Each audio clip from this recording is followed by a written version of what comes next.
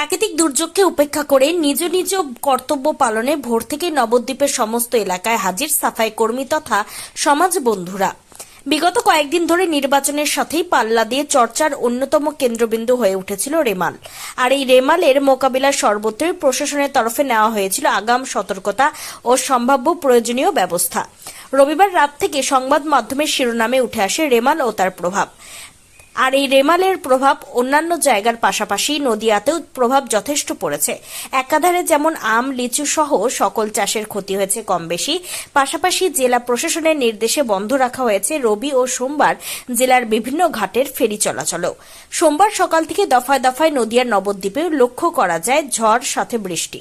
আর এই ঝড় বৃষ্টিকে পেছনে ফেলে নিত্যদিনের মতো সোমবার সকাল থেকেই শহরের সকল এলাকায় দেখা গেল একদল মানুষকে কাক ভেজা হয়ে নিজেদের দায়িত্ব পালন করতে।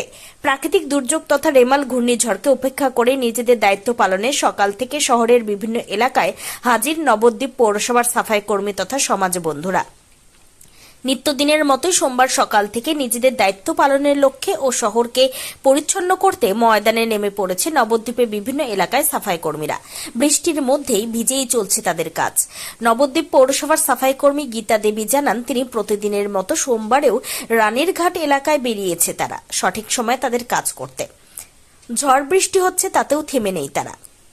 কবি সেদিন বলেছিলেন, মোর নাম এই বলে খ্যাত হোক, আমি তোমাদেরই লোক আর কিছু নই, এই হোক শেষ পরিচয়।